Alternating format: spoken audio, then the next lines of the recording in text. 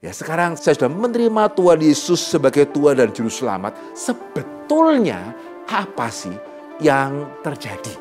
Bisa dikatakan ya tidak ada perubahan apa-apa. Pernah ada seseorang tiba-tiba itu WA saya, ya, Pak, apakah mungkin saya ini sedang dikutuk oleh Tuhan? Shalom, selamat berjumpa di dalam Fokus Fondasi Kekristenan untuk Semua. Ya, melalui program ini kami ingin mengajak setiap kita untuk boleh bersama-sama bertumbuh di dalam iman dan menjadi orang Kristen yang dewasa. Jadi, sudahkah saudara dewasa di dalam iman?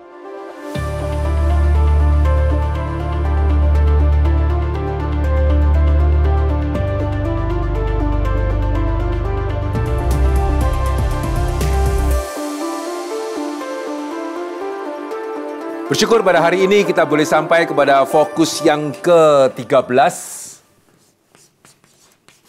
Di mana kita akan membicarakan mengenai satu tema, yaitu manusia baru. Di dalam dua fokus yang sebelumnya kita sudah boleh bersama-sama melihat bagaimana kita harus meresponi kebenaran-kebenaran mengenai iman Kristen yang sudah kita pelajari di dalam fokus-fokus yang terdahulu. Ya, di dalam fokus yang ke-11 dan ke-12 kita melihat setelah kita tahu Allah itu ada, ya, setelah kita tahu manusia itu siapa, setelah kita tahu betapa seriusnya ketika manusia jatuh ke dalam dosa, setelah kita tahu betapa sulitnya untuk kita bisa diselamatkan, dan setelah kita tahu betapa kita bersyukur Yesus Allah yang menjadi manusia boleh mati untuk boleh menyelamatkan orang-orang yang berdosa, maka di dalam dua fokus yang sebelumnya kita melihat bagaimana saya harus berespon. Saya harus menyadari, ya, saya harus sadar akan kebenarannya itu seperti apa. Saya harus bertobat dan saya harus menerima Tuhan Yesus. Itu adalah respon yang diharapkan daripada kita. Dan di dalam fokus yang ke-12 kita juga sudah boleh melihat bersama-sama menerima Tuhan Yesus sebagai apa? Ya, bukan sekedar sebagai dokter yang kalau saya sakit tidak disembuhkan, saya merasa tidak perlu percaya kepada Tuhan Yesus. Juga bukan cuma sekedar sebagai pembawa berkat, sehingga kalau saya ada kesulitan ekonomi, baru saya perlu Yesus. Tapi kalau Yesus tidak menolong, maka saya tidak perlu dia lagi. Tidak. Ya, sehingga menerima Yesus sebagai apa? Di dalam fokus yang ke-12 kita sudah melihat bersama-sama kita menerima Yesus sebagai Juru Selamat. Ya, kepada siapa kita mempercayakan kehidupan kita setelah kita meninggalkan dunia ini. Ya, kepada siapa kita percaya dia mengampuni dosa-dosa kita. Kepada siapa kita percaya dia akan melepaskan kita daripada hukuman yang kekal. Dan yang kedua, kita juga menerima Yesus sebagai Tuhan. Yang berarti di dalam Kristus, ya, Allah mengikat perjanjian dengan kita. Ya, Allah akan menjadi Tuhan kita. Ya, kita menjadi hambanya yang dipersatukan di dalam umatnya. Allah berjanji akan menyelamatkan kita. Kita berjanji untuk bagaimana boleh hidup taat kepada Dia. Sehingga saudara, sebelum kita memasuki fokus pada kesempatan yang kali ini, saya rasa sudah waktunya, ya, kalau saya boleh bertanya kepada setiap saudara, ya sudahkah ya saudara menerima Yesus sebagai Tuhan dan Juru Selamat? Dan kalau saudara mengatakan belum, izinkan saya bertanya, kenapa? Kenapa? Ya, saya percaya seperti yang saya katakan di dalam fokus yang sebelumnya, iman tidak bisa dipaksakan. Ya, sehingga saya tidak akan memaksa saudara, juga saya tidak boleh memaksa saudara, juga saya tidak bisa ya memaksa saudara. Tapi bolehkah saya bertanya? Ya, bolehkah saya memberikan undangan? Jikalau kita sungguh-sungguh sudah memahami situasinya seperti apa, realitanya seperti apa, ya mengapa kita tidak menerima Yesus sebagai Tuhan dan Juru Selamat? Ya, dan jikalau kita sudah siap menerima Dia sebagai Tuhan dan Juru Selamat, bolehkah kita tidak lagi menunda-nunda untuk boleh berdoa, datang di hadapan Tuhan, dan kemudian mengaku segala dosa-dosa kita, karena itu fakta, itu realita, kita adalah orang yang berdosa. Ya, bolehkah kita mengaku dosa-dosa kita di hadapan Tuhan, dan bolehkah kita dengan ucapan syukur, dengan iman, kita menerima karya penebusan Kristus di atas kayu salib, ya, di mana Dia menanggung hukuman atas dosa-dosa kita, ya, sehingga barang siapa percaya kepadanya akan diselamatkan. Ya, sehingga bolehkah kita menyadari, bolehkah kita mengaku, kita bertobat dan kita menerima Dia sebagai Tuhan dan Juru Selamat. Dan bahkan, kalau saya boleh mengatakan juga, jikalau ada di antara saudara yang lahir di keluarga Kristen, dari kecil juga sudah Kristen, begitu ya, sudah berkali-kali mendengarkan mengenai Yesus sebagai Tuhan dan Juru Selamat, akan sangat baik juga ya. Akan sangat baik juga kalau saudara boleh mengambil waktu yang khusus, ya, sehingga setelah sekarang saudara sungguh-sungguh mengerti, ya, akan sangat baik untuk saudara mengambil waktu khusus, saudara bersyukur kepada Tuhan. Ya, karena sekarang saudara menyadari keselamatan itu free, tetapi tidak cheap. Keselamatan itu cuma-cuma, tetapi bukan murah, apalagi murahan. Ya, sehingga saudara bersyukur di hadapan Tuhan, sekali lagi juga mengaku kita adalah orang-orang yang tidak layak untuk diselamatkan. Dan kita bersyukur, kita boleh mengenal Kristus, kita bersyukur Tuhan boleh mati untuk menebus dosa-dosa kita. Ya, sehingga saya sangat mendorong saudara untuk mengambil satu waktu khusus berespon kepada Tuhan setelah kita mengenal kebenaran yang sudah kita ikuti selama beberapa waktu, selama kita mengikuti fokus.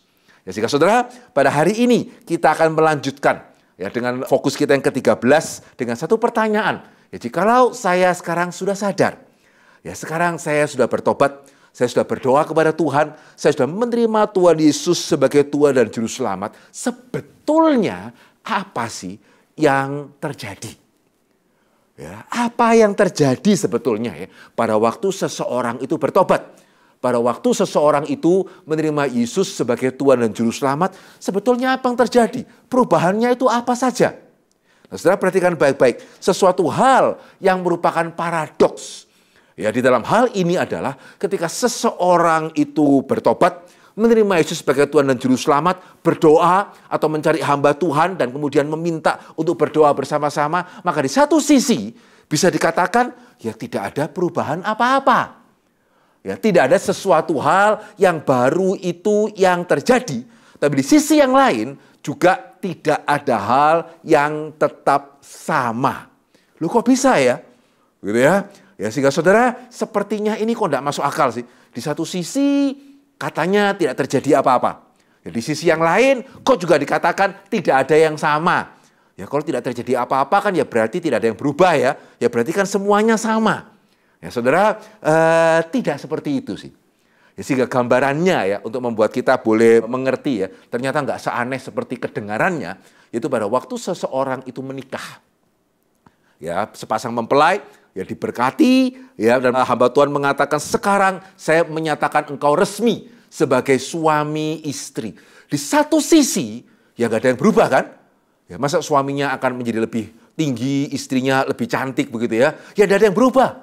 Sama sekali gak ada yang berubah. Ya bahkan ya kalau hujan ya hujan, kondisi gerejanya dindingnya warna apa ya setelah jadi suami istri ya dinding gerejanya warnanya apa gitu ya. Sehingga di satu sisi ya ndak ada yang berubah. Suami itu ya gitu, istri itu ya gitu begitu ya. Orang tua mereka ya begitu, ya kondisi gereja hamba Tuhan dan semuanya sama. Tapi di sisi yang lain, nah ini kita menyadari ya, ndak ada yang sama. Ya, dan tidak ada yang sama ini bukan cuma sekedar, oh nanti malam kita boleh tinggal serumah. Ya, atau bahkan boleh tidur sekamar begitu ya. Bukan cuma itu. Ya, dalam satu pengertian, dalam pengertian lain ya, segala sesuatunya itu berubah. Karena pada waktu sebelum saya memasuki gedung gereja ini, saya single. Ya, setelah saya keluar dari gedung gereja ini, saya sudah mengikat perjanjian dengan pasangan saya.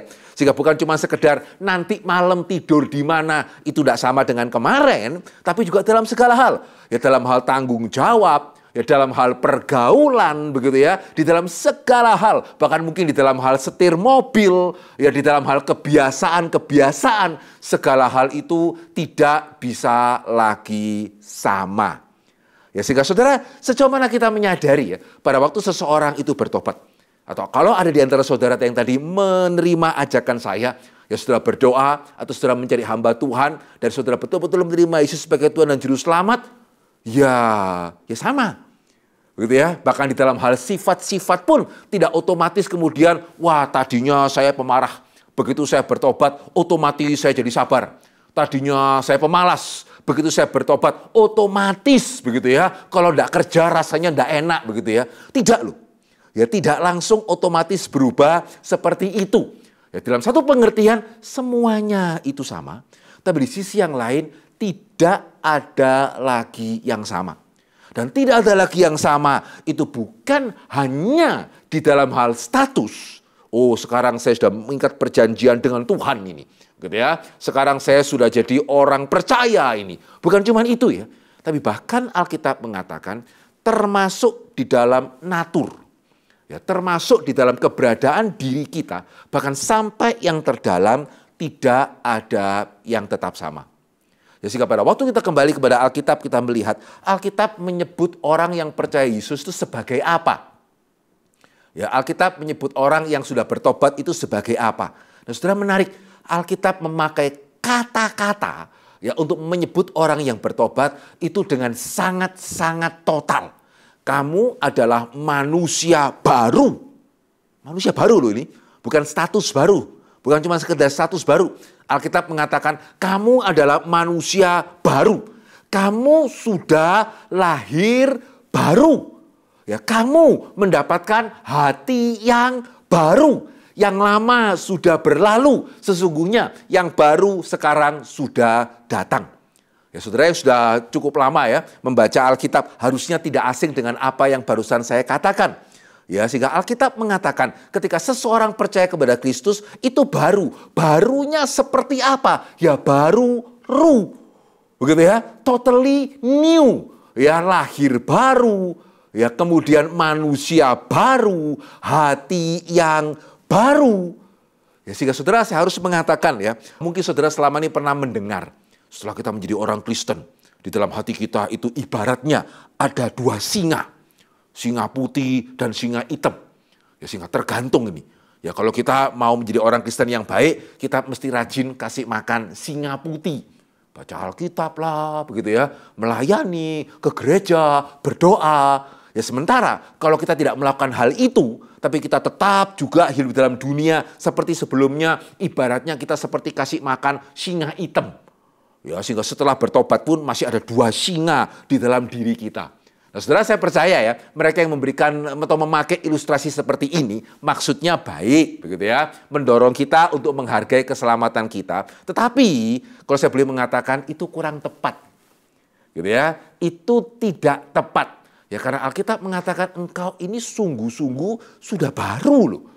Gitu ya, bukan cuma setengah baru, bukan cuma sekarang dalam proses baru, tidak. Engkau itu sudah baru di dalam Kristus. Sudah disempurnakan di dalam Kristus. Nah, saudara, mungkin gak ya ada dari saudara yang bertanya, loh kalau sudah disempurnakan, sudah baru, kemudian kok kenapa mesti harus bertumbuh? Nanti kita akan menjawab ya. Ya, karena saya sadar, sepertinya itu tidak masuk akal ya. Mana yang menurut saudara masuk akal? Saya ini belum sempurna, itu kenapa saya berusaha? Atau saya ini sudah sempurna, maka saya berusaha. Menurut saudara, yang lebih masuk akal mana? Ya, kalau saya boleh menebak, ya harusnya saudara akan berpikir, ya yang pertama lah Pak. Ya karena saya belum sempurna, itu kenapa saya berusaha. Kalau sudah sempurna, ya untuk apa berusaha? Nah, saudara, tahan dulu ya. Nanti kita akan melihat Alkitab mengatakan tidak persis seperti itu. Begitu ya, tidak persis seperti itu.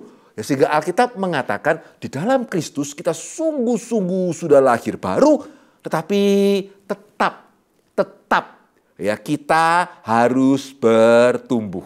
Silakan tebak dulu jawabannya bagaimana, nanti di akhir kita akan menjawab. Tetapi ya sebagai dasar daripada apa yang saya katakan, ya sehingga saudara tahu bahwa apa yang saya katakan barusan, engkau adalah sudah sungguh-sungguh baru, begitu ya. Bukan berasal dari saya ya, berasal dari Alkitab. Ya, untuk itu saya ingin membacakan Roma pasal ke-8, ayat yang ke-14 hingga ayat yang ke-17. Berbunyi seperti ini. Semua orang yang dipimpin oleh Roh Allah adalah anak Allah. Semua orang, ya semua orang yang dipimpin oleh Roh Allah adalah anak Allah. Roh itu bersaksi bersama-sama dengan roh kita bahwa kita adalah anak-anak Allah. Dan jikalau kita adalah anak, maka kita juga adalah ahli waris. Maksudnya, orang-orang yang berhak menerima janji-janji Allah yang akan menerimanya bersama-sama dengan Kristus. Sehingga saudara, ini adalah satu dari sekian banyak ayat di dalam Alkitab khususnya di dalam perjanjian baru ya, yang menunjukkan betapa totalnya. Ya, betapa totalnya perubahan yang terjadi. Yang pertama ayat ini mengatakan begitu ya, kamu sudah dipimpin oleh Roh Allah. Ya, barang siapa percaya kepada Kristus, ya Roh itu memimpin kita. Dan bahkan bukan cuma memimpin kita dari luar, ya bukan cuma memimpin kita itu dari luar, tetapi Roh itu bersaksi bersama-sama dengan roh kita. Ya, sehingga dengan kata lain, ya pada waktu seseorang percaya kepada Yesus sebagai Tuhan dan Juru Selamat dan dia sungguh-sungguh bertobat, maka Roh Kudus itu dikaruniakan kepada dia. Nah saudara, sampai saat ini ya kita belum berbicara mengenai Allah Tritunggal. Ya nanti beberapa fokus ke depan kita akan berbicara mengenai Allah Tritunggal. Tetapi siapakah itu Roh Kudus? Ya Roh Kudus itu adalah pribadi ketiga dari Allah Tritunggal yang tinggal di dalam hati setiap orang yang percaya. Ya sehingga di sini kita melihat di satu sisi ya kita bersyukur dan kita melihat kekonsistenan Tuhan. Ya ketika Allah mencipta, masih ingat fokus yang kedua, ketika Allah mencipta bukan berarti setelah mencipta semua dengan baik, bye-bye. Tidak lagi ikut-ikutan begitu ya. Tidak, setelah Allah mencipta, Allah memelihara. Demikian puji Tuhan sama ya. Setelah Allah menyelamatkan kita juga tidak, ya sudah loh ya, utangmu sudah tak bayar. Begitu ya, ya sudah, usaha sendiri. Begitu ya, tidak. Ya setelah kita ditebus oleh Kristus, Alkitab mengatakan tetap kita tidak berjalan sendiri. Ya sehingga keselamatan itu bukan seperti janji bisnis ya. Begitu ya, tapi lebih kepada janji yang lebih intim daripada itu. Ya keselamatan itu bersifat personal. Ya bukan cuma sekedar saya punya utang, tidak bisa bayar. Tuhan bisa bayar, tidak punya utang, begitu ya. Puji Tuhan, kalau gitu Tuhan tolong ya bayar utang-utang saya, begitu ya. Bukan cuma itu ya, tapi yang saya katakan tadi, kita mengikat perjanjian dengan Tuhan dan perjanjian ini bersifat kekal. Tandanya apa? Tandanya adalah Roh Kudus sebagai pribadi ketiga Allah Tritunggal tinggal di dalam kita. Sehingga di sisi yang lain, ini yang menunjukkan kepada kita bahwa kita ini sepenuhnya baru. Ya, kita sepenuhnya baru. Karena sekarang di dalam diri kita ada Roh Allah yang tinggal untuk selama-lamanya. Ini adalah perubahan pertama menurut Roma 8 ayat yang ke-14 hingga ayat yang ke-17. Dan perubahan yang kedua itu apa? Roma tadi mengatakan, sekarang kamu menjadi anak Allah. Begitu ya. Ini suatu perubahan yang besar. Ya, sehingga salah satu yang menjadi keistimewaan, keunikan daripada orang Kristen adalah kita diizinkan. Bahkan kita didorong ya untuk boleh memanggil Allah itu sebagai Bapa dan bukan cuma sekedar Bapak. Ya, beda atau sama ya? Memanggil seseorang Bapa dengan memanggil seseorang itu Bapak. Ya, cuman beda satu huruf ya, Bapa dengan Bapak. Ya, tetapi ya beda satu huruf ini bisa mengandung perbedaan yang sangat besar ya. Bapak itu bisa sebutan formal. Ya, saya ketemu orang yang lebih tua dari saya panggil dia Pak. Gitu ya, atau saya bertemu dengan seseorang yang mungkin secara jabatan lebih tinggi daripada saya, meskipun mungkin dia lebih muda, saya juga panggil dia Bapak. Ya, bisa berarti Bapak Presiden, Bapak Gubernur, begitu ya, Bapak Guru dan seterusnya. Tetapi Bapak ya kurang satu huruf itu, ya Bapak itu mempunyai pengertian Aba, mempunyai pengertian Papa, mempunyai pengertian Father, our Father in heaven. Bapa kami, bukan Bapak kami di surga ya, tapi Bapa kami di surga. Yang berarti ada satu perubahan status yang besar. Yang bukan cuma sekedar sekarang saya tidak ke neraka gitu ya. Sekarang saya boleh ke surga. Bukan cuma itu loh. Tapi lebih dalam daripada itu, sekarang saya diperdamaikan. Saya diperdamaikan dengan pencipta langit dan bumi. Ya, saya diperdamaikan dengan Dia. Sehingga yang tadinya karena dosa, manusia yang diciptakan menurut gambar dan rupa Allah harus terpisah, harus meninggalkan Taman Eden. Ya karena di dalam surga tidak boleh ada satu dosa saja. Ya, tapi sekarang di dalam Kristus setelah dosa-dosa saya ditebus, maka relasi ya antara saya sebagai ciptaan dengan Allah yang menciptakan langit dan bumi itu dipulihkan kembali. Ya, kita diperdamaikan dengan Allah, sehingga perhatikan dan ingat ini baik-baik supaya jangan saudara menjadi orang Kristen dan tetap kemudian mudah goncang begitu ya. Perhatikan baik-baik. Sebagai orang yang sudah percaya kepada Tuhan, orang Kristen tidak lagi berada di bawah kutukan Allah. Ya, perhatikan baik-baik. Ya, karena satu kali pernah ada seseorang tiba-tiba itu WA saya ya. Pak, apakah mungkin saya ini sedang dikutuk oleh Tuhan? Pada waktu itu saya sedang di dalam sebuah rapat ya, sehingga saya pada waktu baca, wah saya kaget juga nih. Ya, sehingga meskipun saya jawab, nanti saya jawab ya, tapi pertanyaan ini bagi saya cukup lain daripada yang lain ya. Karena dia tanya dengan apa adanya ya. Kenapa? Apakah mungkin Allah mengutuk saya? Saudara, saya cukup kenal yang bersangkutan, ya sehingga saya mungkin kurang lebih tahu ya kenapa kok dia tanya seperti itu. Ya karena memang ya, dia itu ya menikah dengan, kalau saya tidak salah ya, dia menikah dengan seseorang yang sudah bercerai. Ya, sehingga menurut Alkitab seharusnya itu bukan hal yang baik untuk dilakukan. Sehingga dia sudah mendapatkan banyak nasihat, jangan lo ya, jangan. Tapi ya orang mengatakan cinta itu buta begitu ya, meskipun itu tanda tanya juga ya. Tapi ya singkat cerita dia tetap menikah. Setelah dia menikah, kok situasinya yang tadi dia percaya ya, love is everything begitu ya. Kalau saya menikah, ini orang yang saya cintai, pasti saya bahagia. Kok enggak gitu? Ya, bahkan keadaannya cukup berbalik dengan apa yang menjadi harapannya dia ya. Sehingga dia terus terngiang-ngiang. Ya karena pada waktu orang menasihati dia, ada yang mengatakan, kamu kalau tetap terus jalan lo ya, kamu akan dibawa kutukan Tuhan. Sehingga pada waktu setelah dia menikah dan betul-betul situasinya itu tidak membahagiakan, dia terus takut, jangan-jangan betul ini. Saya di bawah kutukan Tuhan ya. Tuhan mengutuk saya ya. Sehingga saya kemudian tidak bahagia gara-gara saya tidak mau taat. Nah saudara, pada waktu saya membaca itu kemudian saya menjawab dia, saya mengatakan tidak. Ya tidak. Ya, Alkitab jelas Roma pasal kelima yang pertama ya. Kita sudah diperdamaikan dengan Allah. Ya, sehingga Allah bisa mendisiplin kita. Yang akan kita bahas di dalam fokus yang berikutnya.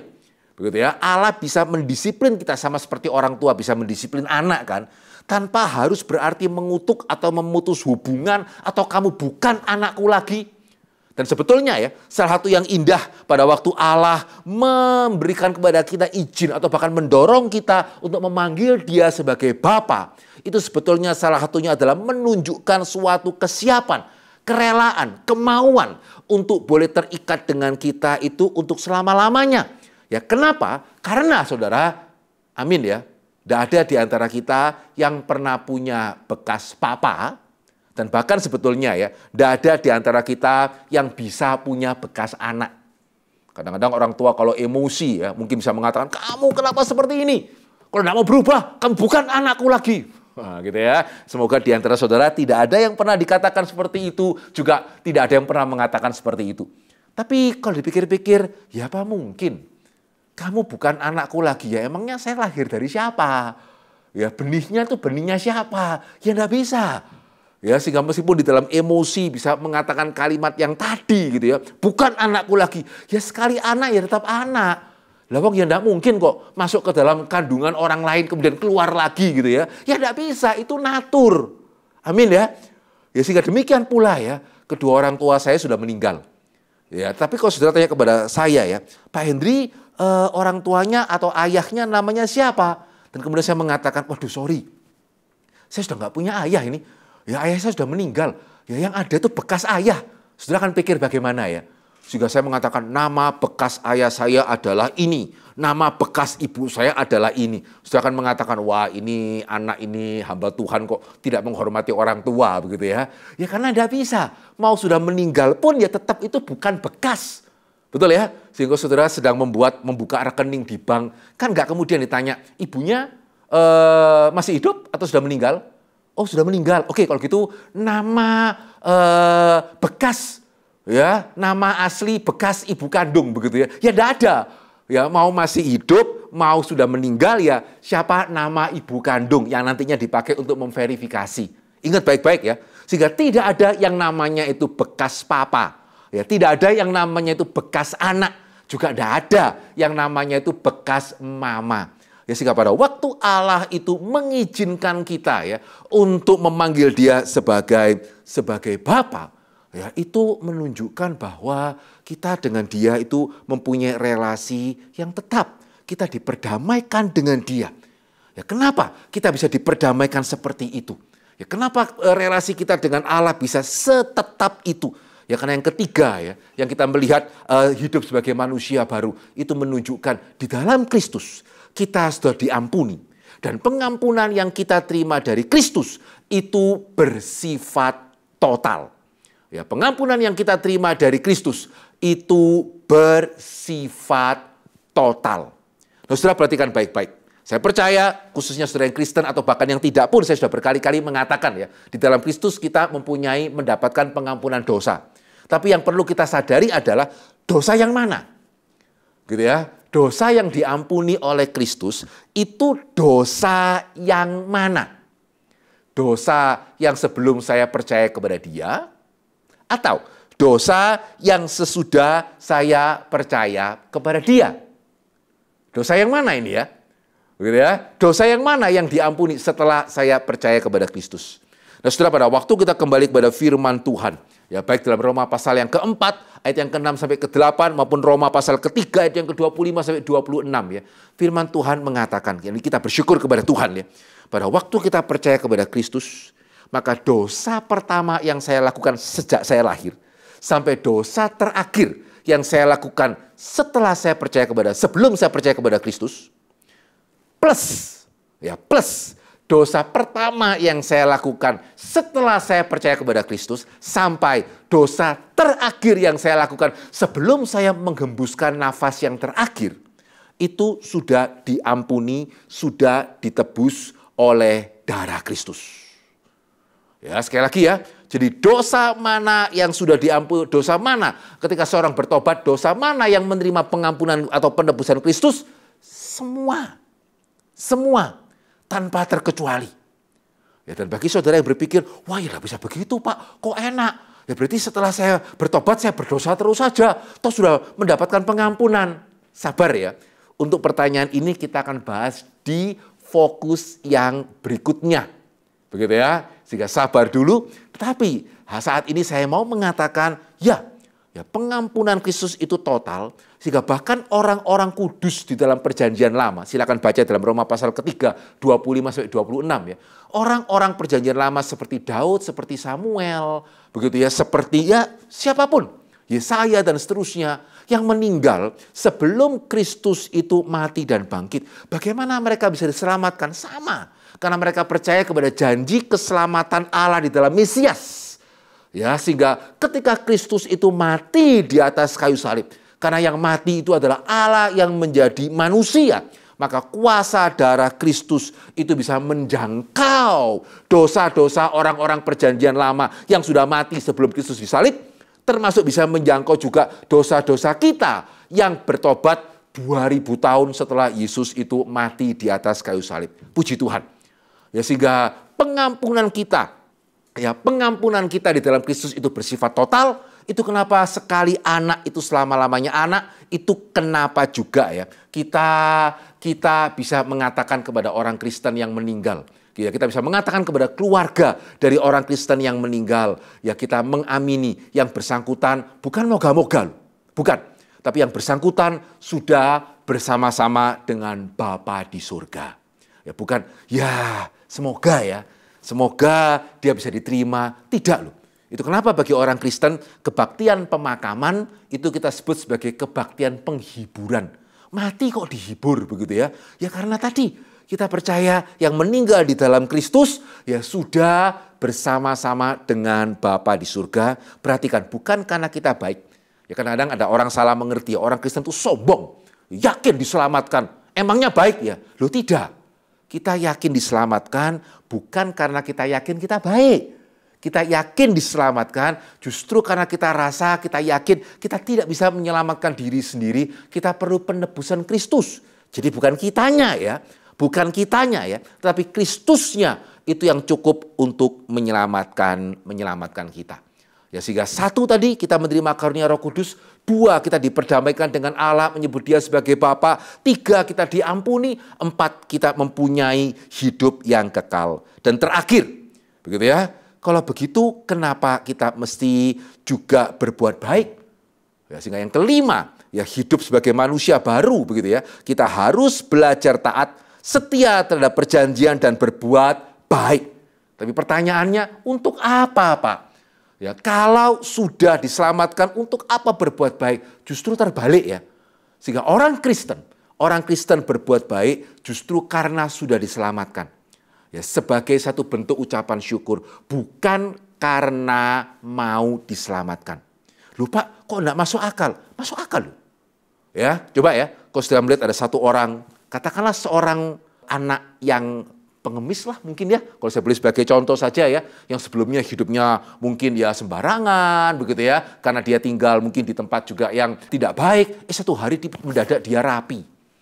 Ya, terus saudara tanya, loh kenapa kamu kok mendadak rapi? Iya, supaya saya diangkat menjadi anak raja.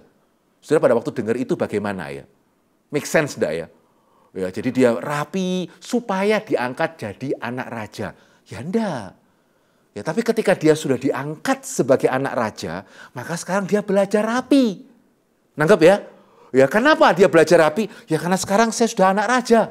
Saya tidak boleh mempermalukan orang tua saya yang mau kemudian mengangkat saya, memberikan kasih karunia, menerima saya. Saya mesti sekarang belajar rapi.